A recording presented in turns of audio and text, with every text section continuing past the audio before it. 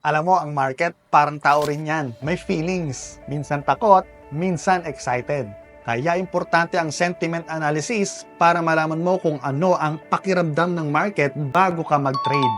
What is sentiment analysis? Sentiment analysis ay paraan ng pag-intindi sa collective emotion ng market participants. Bullish ba ang karamihan? O baka takot silang mag-risk kaya bearish ang market?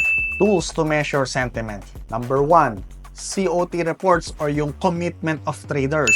Makikita rito kung ano ang positions ng big institutions. Long ba sila o short sa isang asset? Number 2, market heat maps. Currency heat maps show kung aling currency ang strong versus weak today. Parang mood meter ng market. Number 3, fear and greed index or news reaction. Malalaman mo rin ang sentiment-based reaction ng market sa mga balita. Overreaction equivalent to greed. Panic sell equivalent to fear. Why it matters? Kung alam mo ang market mood, pwede kang makaiwas sa mga traps gaya ng fake breakouts o false signals. Sentiment tells you kung may buying pressure o takot ang market even before makita sa charts.